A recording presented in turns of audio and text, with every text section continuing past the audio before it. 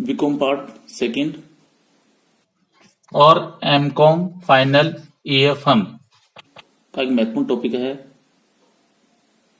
Cash flow statement, रोकड़ प्रवाह विवरण। आज हम रोकड़ प्रवाह विवरण को बनाने की प्रक्रिया पर चर्चा करेंगे कि रोकड़ प्रवाह विवरण का प्रारूप कैसा होता है। रोकड़ प्रवाह विवरण प्रत्यक्ष एवं अप्रत्यक्ष विधि से निर्मित किया जा सकता है। प्रत्यक्ष विधि से cash flow from operating activities ने हमने अपने पूर्व में एक वीडियो में इसको बताया जा चुका है।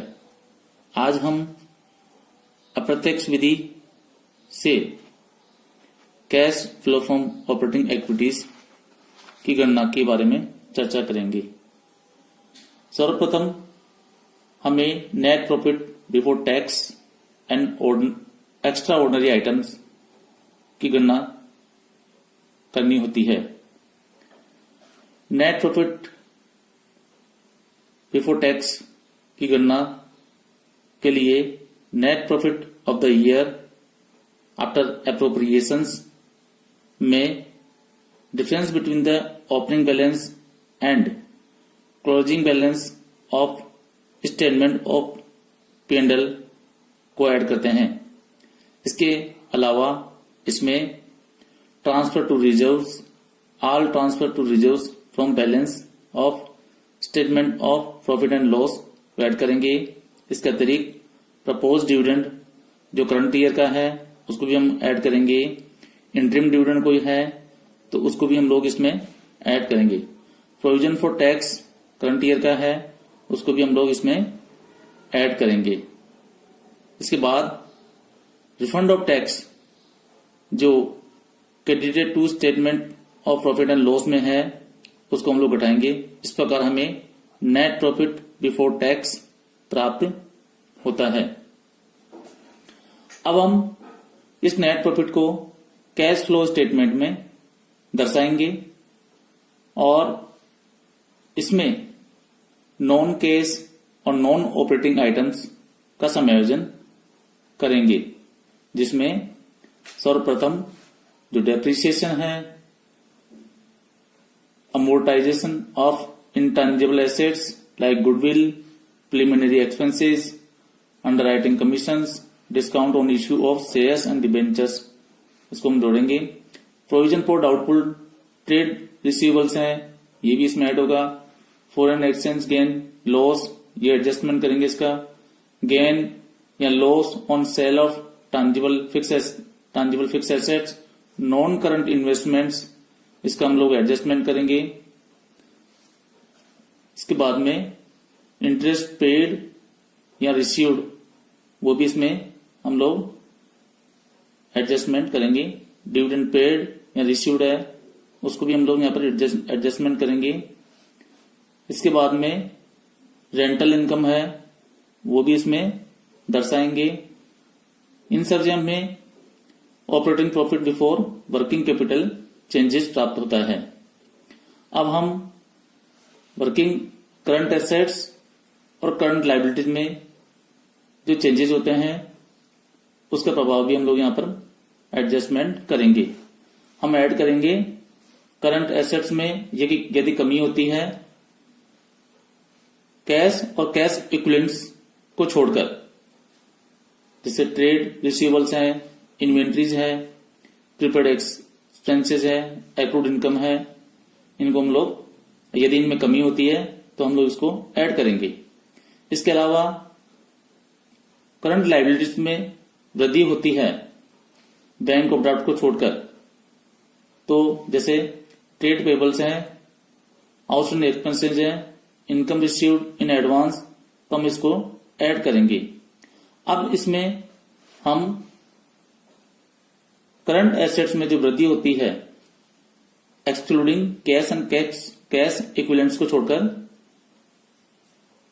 Trade receivables, inventories, prepaid expenses इनमें यदि वृद्धि होती है तो हम इसको यहां घटाएंगे।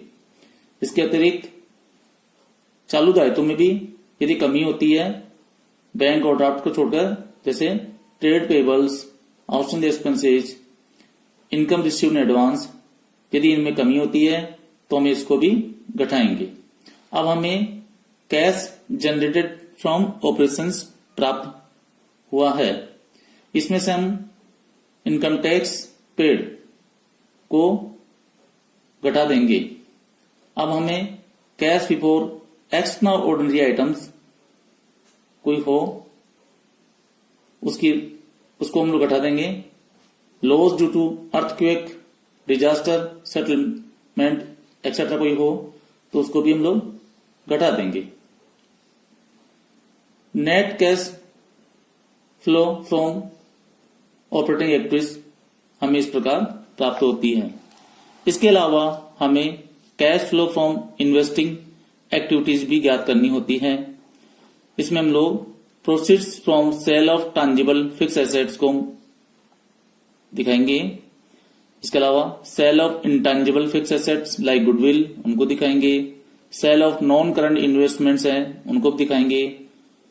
इसके बाद में यदि हमने कुछ स्थायी संपत्ति खरीदी है तो उसको हम लोग यहां माइनस करके दिखाएंगे, ये हमारा पैसा बाहर जा रहा है।